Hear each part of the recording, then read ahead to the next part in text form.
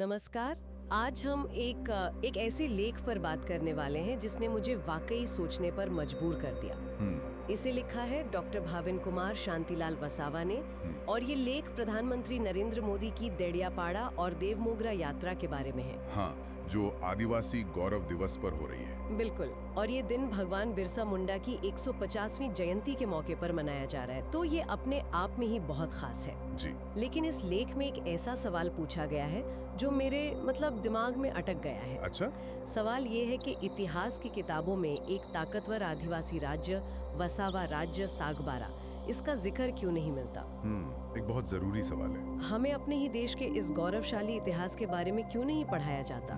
तो आज चलिए इसी भूले हुए इतिहास की परतों को खोलने की कोशिश करते हैं। तो ये सवाल बिल्कुल सही समय पर उठाया गया है। देखिए, लेख की शुरुआत प्रधानमंत्री के स्वागत से होती है, लेकिन पहले ही लाइन से ये साफ कर दिया जाता है कि ये जमीन, ये धरती वसावा राज्य और राजा उम्मेद वसावा की विरासत है। अच्छा। तो ये यात्रा सिर्फ एक जश्न नहीं है, लेख इसे एक मौके की तरह देख रहा है जहां आदिवासी समुदाय अपने इतिहास, अपनी पहचान और अपने अधिकारों की बात को देश के सामने रख सकता है। मतलब उस गौरव की याद दिलाता है जिसे हमारी इतिहास की किताबों ने कहीं पीछे छोड़ दिया है। बिल्कुल। तो फिर यहीं से शुरू करते हैं। ये वसावा राज्य सागबारा, सच कहूँ तो मैंने भी इसके बारे में पहले ज्यादा नहीं सुना था। ज्यादातर लोगों ने नहीं सुना। लेख के हिसाब से ये सतपुड़ा की पहाड़ियों में बसा था और इसका असर नर्मदा भरूच के कई पहाड़ी इलाकों तक था। पर जब हम राज्य या रियासत सुनते हैं तो दिमाग में किले, महल, वैसी तस्वीरें आती हैं। क्या ये वैसा ही था? ये एक बहुत अच्छा सवाल है, क्योंकि यहीं पर हमारी जो आम समझ है और जो आदिवासी शासन व्यवस्था थी उसका फर्क साफ हो जाता है। हाँ। लेख इसे सिर्फ एक भौगोलिक इलाका नहीं, बल्कि आदिवासी स्वाभिमान और स्वशासन यानी सेल्फ रूल का प्रतीक बताता है। स्वशासन। हाँ, ये वो राज्य था जिसने सदियों तक अपनी आजादी और अपनी संस्कृति को बाहरी ताकतों से बचा के रखा। लेखक तो इसे वसावा समुदाय के इतिहास का स्वर्णिम अध्याय कहते हैं। ये बहुत दिलचस्प है, क्योंकि आम धारणा तो यही है कि आदिवासी समाज कबीले होते हैं, कोई सोफिस्टिकेटेड राजपाट नहीं होता। यही तो बात है। तो ये शासन व्यवस्था कैसी थी? क्या लेख में इसके बारे में कुछ और बताया गया है जो इस धारणा को तोड़ सके? हाँ बिल्कुल। लेख सीधे तौर पर तो शासन के हर पहलू पर नहीं जाता, लेकिन वो इशारा करता है कि ये व्यवस्था प्रकृति के साथ गहरे तालमेल में काम करती थी। अच्छा। यहाँ शासन का मतलब सिर्फ टैक्स वसूलना या सेना रखना नहीं था। इसका मतलब था जंगल, जमीन और पानी का सही प्रबंधन करना। ये एक ऐसी व्यवस्था थी जो बाहरी दबाव के बावजूद अपनी पहचान बनाए रखने पर टिकी थी। तो ये सोफिस्टिकेटेड इसलिए थी क्योंकि ये लोगों और पर्यावरण दोनों को साथ लेकर चलती थी, जो आज के कई सिस्टम नहीं कर पाते। समझ गई। ये इस बात का सबूत है कि उनके पास शासन का एक बहुत ही सुलझा हुआ तरीका था। बिल्कुल, बहुत बढ़िया तरीका था। ये कि उनकी ताकत सिर्फ तलवारों में नहीं थी, बल्कि अपने जीने के तरीके में थी। और इतने मजबूत राज्य को इतने लंबे समय तक टिकाए रखने के पीछे जरूर कोई मजबूत नेतृत्व रहा होगा। बिल्कुल। और यहीं पर राजा उम्मेद वसावा की कहानी सामने आती है ना? बिल्कुल। लेख हमें 18वीं सदी के आखिर और 19वीं सदी की शुरुआत में ले जाता है। सोचिए वो कैसा दौर रहा होगा। हाँ, पूरा देश धीरे धीरे विदेशी ताकतों के कब्जे में जा रहा था। सही कहा। बड़ी बड़ी रियासतें या तो हार मान रही थीं या अंग्रेजों से संधिया कर रही थीं। और उस माहौल में सतपुड़ा की पहाड़ियों में एक राजा था जिसने अपनी तलवार उठाई और कहा, हम अपनी मातृभूमि की रक्षा करेंगे। और उनकी लड़ाई सिर्फ अंग्रेजों से नहीं थी, जैसा कि लेख बताता है। उनका संघर्ष तो पड़ोसी रियासत राजपिपला से भी था। हाँ। उन्होंने कई बार विद्रोह किया। ये बात थोड़ी चौंकाने वाली है। हाँ, और इस पॉइंट को अगर हम और आगे ले जाएं तो उस समय की राजनीति की जटिलता समझ आती है। मतलब ये सिर्फ आदिवासी विरुद्ध बाहरी ताकत की लड़ाई नहीं थी, ये अपने वजूद को बचाने की लड़ाई थी, चाहे खतरा किसी से भी हो। अच्छा। उनकी वीरता ये दिखाती है कि आदिवासी समुदाय के लिए अपनी आजादी का क्या मतलब था। वो किसी भी कीमत पर अपनी जमीन और अपने आत्मसम्मान से समझौता करने को तैयार नहीं थे। उस दौर में ऐसा सोचना भी बहुत बड़ी बात थी। एक मिनट, तो ये तो एक तरह से दो भारतीय रजवाड़ों की लड़ाई हुई। इसमें अंग्रेजों का क्या एंगल था? क्या वे किसी का पक्ष ले रहे थे? लेख इस बारे में कुछ बताता है? देखिए, लेख इस पर बहुत विस्तार से तो नहीं जाता, लेकिन वो अंग्रेजों के षड्यंत्रों का जिक्र जरूर करता है। इससे ये अंदाजा लगाया जा सकता है कि अंग्रेज फूट डालो और राज करो की अपनी नीति अपना रहे होंगे। हाँ, वो तो उनकी आदत थी। वे अक्सर दो स्थानीय ताकतों को आपस में लड़वा कर कमजोर करते थे और फिर दोनों पर हावी हो जाते थे। तो राजा उमेद वसावा शायद इस दोहरी चुनौती से लड़ रहे थे, एक तरफ पड़ोसी राज्य का दबाव और दूसरी तरफ अंग्रेजों की चालें। तो उन्होंने सिर्फ अपने राज्य की सीमाएं नहीं बचाई। नहीं, उन्होंने अपनी संस्कृति, अपनी परंपराएं और सबसे जरूरी अपने जंगल और जमीन को भी बचाया। तो ये सिर्फ जमीन की लड़ाई नहीं थी, ये अपनी पहचान और जीने के तरीके को बचाने की लड़ाई थी। बिल्कुल। और लेख के मुताबिक आदिवासी समुदाय का ये तरीका पूरी तरह से प्रकृति से जुड़ा हुआ है। एकदम सही।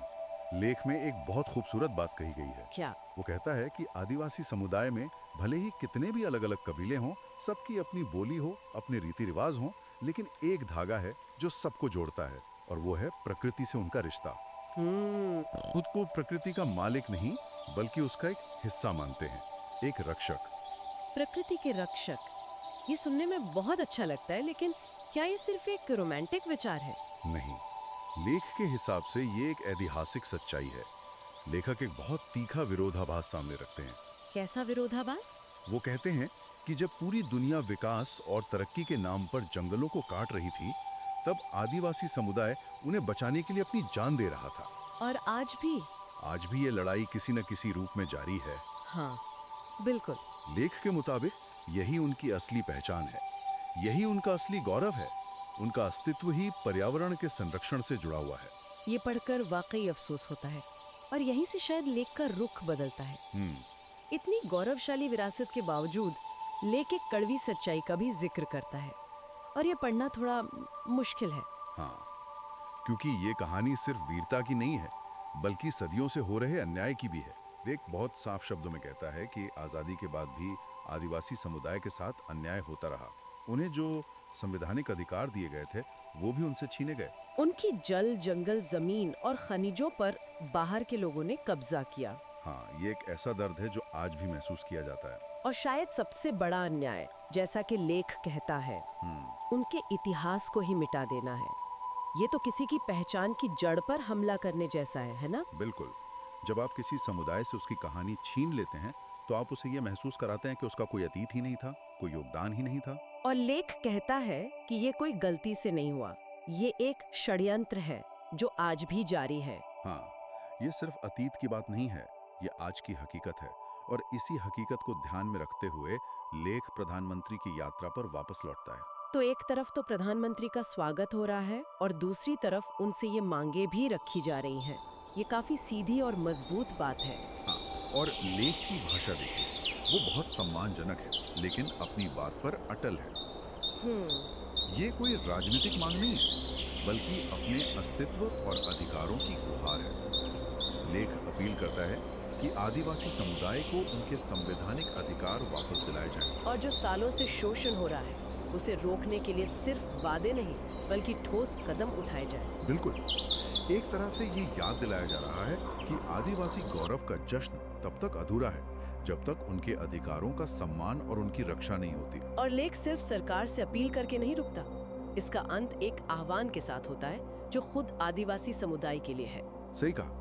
आदिवासी गौरव दिवस के मौके पर लेखक अपने सभी आदिवासी भाई बहनों से एक होने की अपील करते हैं। क्या कहते हैं वो? वो कहते हैं कि ये वक्त है अपने अधिकारों के लिए आवाज उठाने का, अपने इतिहास को जिंदा रखने का। ये इतिहास सिर्फ यादों में नहीं रह सकता, इसे अगली पीढ़ी तक पहुंचाना होगा।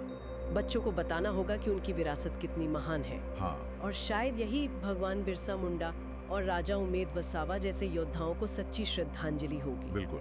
हाँ। उनकी लड़ाई को आज के दौर में शांति और संविधान के रास्ते पर चलकर आगे बढ़ाना। इसीलिए लेख के अंत में कुछ बहुत ठोस मांगे लिखी गई हैं, जो इस पूरी चर्चा का निचोड़ है। क्या है वो मांगे? पहली, वसावा राज्य सागबारा के इतिहास को राष्ट्रीय मान्यता दी जाए। इसे सिर्फ एक स्थानीय कहानी की तरह नहीं बल्कि भारतीय इतिहास के एक जरूरी हिस्से के तौर पर देखा जाए। और दूसरी मांग? राजा उमेद वसावा जैसे नायकों के सम्मान से जुड़ी है। जी।